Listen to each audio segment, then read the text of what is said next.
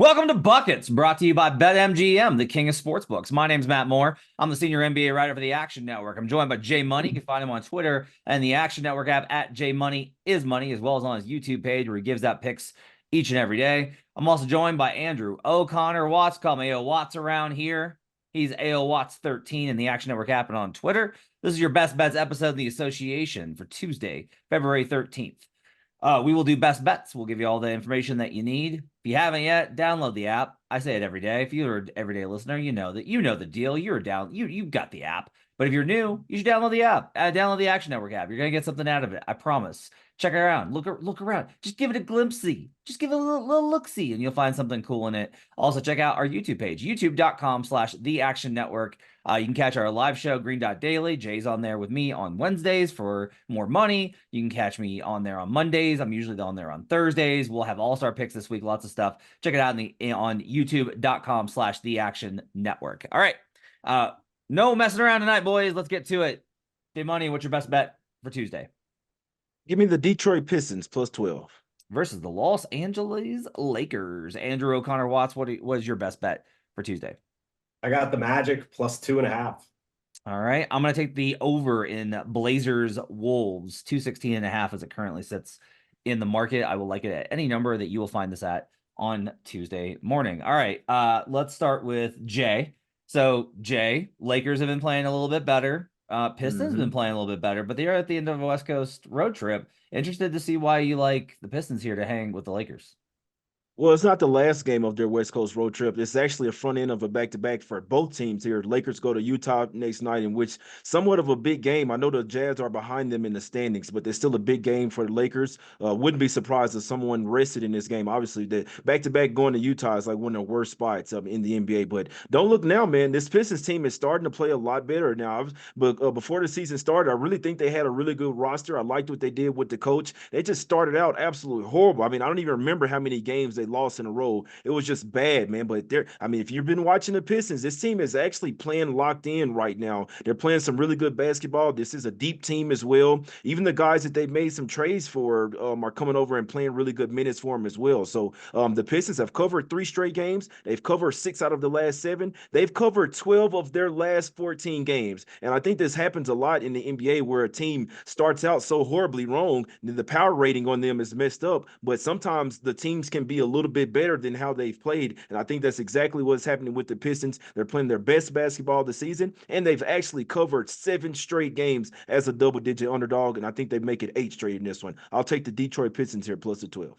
So the Lakers are 6-4 ATS at home versus teams under 500, 8-2 straight up. My only problem here is I looked at the win profile of the Lakers this weekend, and I just kind of looked at all of the kind of where these teams kind of define themselves. The Lakers are fascinating in that they're really good versus the top teams, and they're really good versus the bottom teams, and they're fucking garbage versus the middle teams. So it feels like the closer the Pistons are to mid, actually that's maybe bad for them here. Their win profiles all over the place. We talked about that with Joe on the Monday show. I have a hard time figuring out where to put the Lakers in a lot of these spots. I understand, you're right that this is a good spot for him, and that's that's where you look for these spots. If we do normalize home court, if we just give the Lakers the league average and home court advantage, I make this 9.7. So this is well within the number of 12. Problem is the Lakers have been one of the better teams at home this season. So with adjusted for Lakers home court, I've got this 15 because they've been just killing teams. They're really good at home. I guess my only kind of hesitation, I knew the Pistons weren't going to play badly all season. And I knew that there would be a spot where we would want to bet them. I am a little bit worried just about the fact of the Lakers like to be bullies, man. And this feels like a team that they'll bully. They've got size, but they don't know how to use it. And AD likes to go off versus those teams. I want to ask you about the Lakers side of this. I get the Detroit side, which is hey, the Pistons are catching 12.5 and they're playing great, or better so far lately. Does the fact that the Lakers are so inconsistent, they're variant, right? Where it's like LeBron said it, we can beat anybody, we can lose to anybody. Does that make you a little bit nervous about trying to cap them?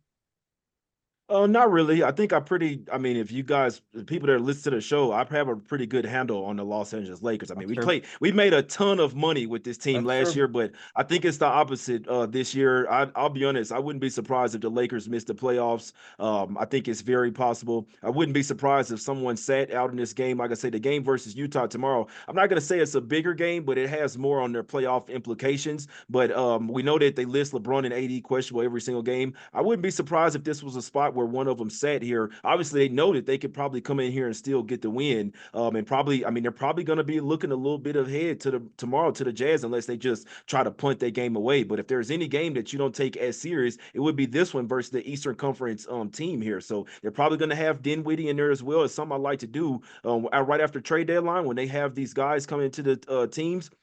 I like to fade those teams. There's not a ton of continuity. The Lakers don't really have a backup point guard right now, and Dinwiddie's probably going to be that guy. He's not super used to the team. I don't like the Lakers here laying double digits. I think this is a bad spot for them, in my opinion. This is on their fourth time so far this season laying double digits. They covered versus the Hornets and the Blazers, and then they didn't cover the next time versus the Hornets when laying 13. So I think we're going to see one of those games where the Lakers they might get up 15, 20 points, but when it comes down to the fourth quarter, I think the Pistons might make this game a little bit closer than people might believe. And I mean, just look what they did versus the Clippers. I know the Clippers weren't really interested in that game. They were up like 15 points on the Clippers, and the Clippers basically had to come back and like, all right, come on, let's play for real. I could see that type of game as well. So I don't really care what happens. I just need the Pistons to keep this within 12.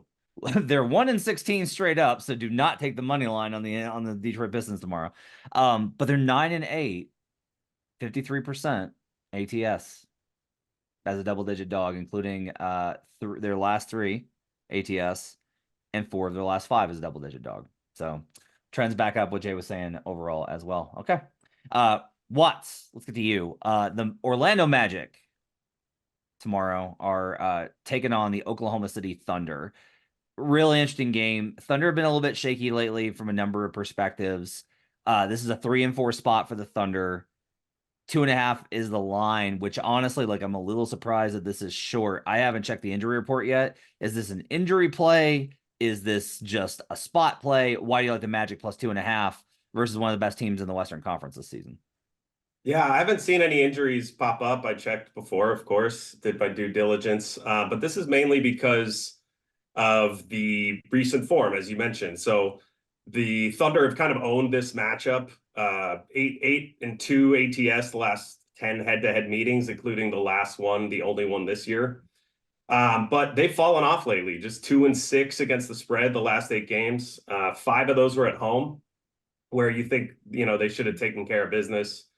They're just 26th in spread differential on cleaning the glass versus 14th for the Magic, who are playing great. They're 7-1 against the spread last 8, 4th best defense in that span. And I think Jamal Mosley, their head coach, has really just created this fun, young, tough, defensive-minded team, and they're fully bought in. So one thing that I really like about them is so Cole Anthony was on the Low Post pod maybe a month or 2 ago, and he talked about how they hate the Celtics, right? They hate the Celtics because the Celtics made some comment about the Magic. After that comment that they made, they covered 6 straight games against the Celtics. Like, this team is petty. They want to beat the teams that beat them. So the fact that the Thunder the Thunder won last game, I love that. So under Mosley, got a stat for you, Matt. Yeah. Under Mosley, the Magic are 66-47 ATS off a head-to-head loss. Ooh, I like it. And that's 11-6 this season. So I think Orlando's going to be pissed they lost that last game. They're going to be out for blood. And honestly, I think the wrong team is favored here. I have this a pick 'em. I like the Magic at any dog price. Give me the Magic plus 2.5. Yeah. Wow. I'd like to say something. Yeah. Go. I don't know. I wouldn't go that far. I like the Magic here as well. I wouldn't go as far as to say that the wrong team is favored. Now, I do think the Magic going to win, but just like pregame power rating wise, I wouldn't say that the wrong team is favored. But I do like the Magic to win this game. But the fact that this line is short is very telling. Last time the Thunder laid 11 points at the house, there was a back-to-back. I remember that game. There was a back-to-back spot for the Magic coming off the Miami Heat game as well. So they're coming from Miami and had a back-to-back, had to travel to OKC as well, and they were down players as well. They didn't have I believe they didn't have Wendell Carter Jr. They might have not had Franz Wagner. They were really banged up. This team is healthy right now. They play defense. They're a really good home team. I think this is the Thunder's last game before the All-Star break as well. I like the Magic here as well, and this line was at 3 and it's dropped down to 2.5. I do like the Magic, but I didn't really agree with the fact that that they should be favored here, but I do think that they win, if that makes sense. So Orlando's been so good at home. I've got this power rated at 2.3, so I'm within the range here. So I don't want any part of this game. With the Thunder on 3 and 4, that matters here too. One note via cleaning the glass: Orlando versus top 10 defenses, which OKC is one. They have a minus 1.6 spread differential. That's 18th in the league this season, and they are 27th on offense at 106.9 offensive rating versus these good teams. But I will say that this line does, with Jay's point here about it being 11, and then how do we go from 11 to 2? That's a 9. Even if you are like me and you pay attention to all these, like how these teams specifically perform at home this season, that's a huge ass jump for a top rated power rating team to get here. So I will happily stay away from this one, and I get kind of why Watts is on it.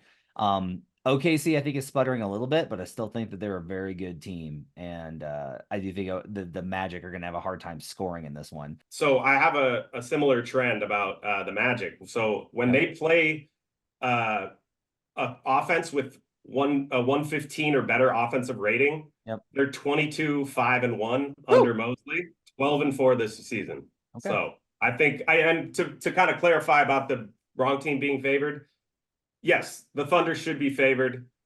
What I'm saying, I guess, is that to me, this is a clear Magic win. So I'll take the points. I might go money line, but I'll probably just take the points. It's short enough. So mine's pretty simple. I'm taking the over in Blazers Wolves. I've got this projected at 227, and I'm not playing only numbers at this point in the season. As a matter of fact, I lean a little bit away from the model because it gets very wonky at this point, especially with 2 weeks to go before the All-Star break.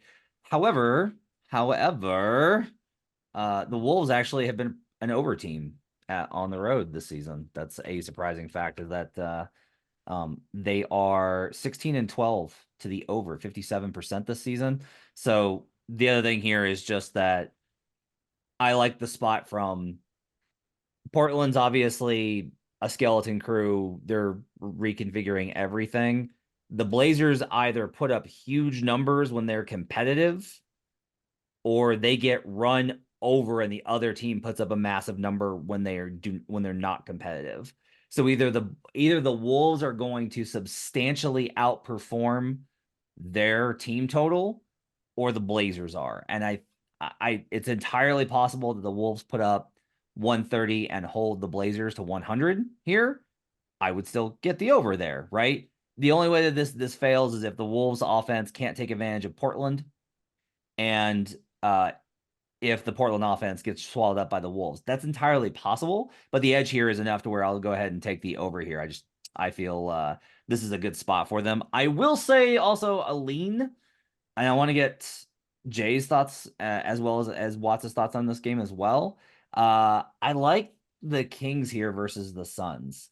I like the matchup in terms of Sabonis and Fox and the speed. I like how the Kings defense plays better on the road.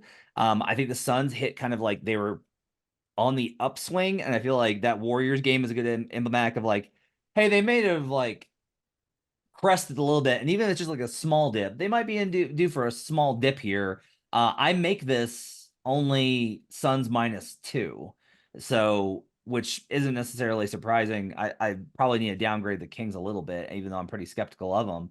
I lean towards Sacramento here. Suns on 2 days rest, Kings on 1 day's rest. Should be a good matchup, but I really lean towards the Kings here, Jay. What do you think about this one? This is a tough game for me. I don't necessarily think the Suns are going to crater, in my opinion. I think they're the way they start the season, they're only going to continue to move up. I mean, this is a top 3 team in the Western Conference, no matter what people don't really think so. I think that they're going to finish in the top 4 for sure and have home court advantage. But the Kings, this is their game. Remember, I was on the Suns last time, and they were laying around the same number, and the Kings were up like 20 with like 8 minutes to go, and they lost that game. So I'm sure the Kings are going to be pissed. They do. You're right. They do have the speed matchup with Fox and Sabonis, so they have some matchup advantages here. But I don't think the Kings are that good. I really don't. I think that this team is nowhere near as good as they were last year. Teams are on to them now. They're not surprising anyone. And the Kings, another team, call me crazy, wouldn't be surprised if they missed the playoffs. So, but it is a good matchup for them, Matt. But I don't think that the Suns are going to crater down. That's just my opinion. Watts, what do you think? Well, you mentioned the defense being better for the Kings. I do think this is a potential spot for the Kings, just having been so embarrassed in the last game. But I wonder if maybe the look is the under, because do you see the Kings? I guess they could out-variance the Suns in an over game and just shoot a ton of threes, since the Suns don't really do that. But I wonder if maybe the under is more of a look, just because I see that going the Kings' way more than I do, this number. I would want it a little bit longer for the Kings, I think. The number is high. It's 243, so I might play the Yeah. under there. I think I might play a half unit on both, to be quite honest with you, in part because I do have a trend here. So the Suns this season, when they face a team that is over 500, they are 6-13-1. So opponents against them are 60. If you're over 500 and you face the Suns, 68% ATS. They've been good. And and 3 of the last 4 even in that spot. So one of the reasons that the Suns kind of turned around is their schedule eased up. Yeah, I think I like the underplay there too, based off of that Kings under trend, right? Of the defense being better on the road that I always talk about. So yeah, I'm gonna play the under and the Kings. Might do a same game on this too. I'm gonna throw in a same game parlay. Last days before All-Star break. Let's get wild. It's gonna be great. All right, so that's gonna do it for buckets. Jay's got the Pistons plus 12. Andrew O'Connor Watts has a Magic plus 2.5, who he thinks wrong team favored, hashtag. I've got the over in Wolves Blazers, and I will add a half unit best bet on Kings and the under. That's going to do it for buckets. My thanks to our producer filling in for David Payne, who's on vacation. Appreciate his help. Brendan McCaffrey is our editor tonight. Appreciate him doing the work on that, as well as our video crew getting this up over at youtube.com/The Action Network. Catch Jay on his YouTube channel. Just search for Jay Money is Money. You can catch Watts all over our Action Network content and in the Action Network app. Have yourselves a great day. We'll see you again tomorrow with best bets for Wednesday. And until then, let's get buckets.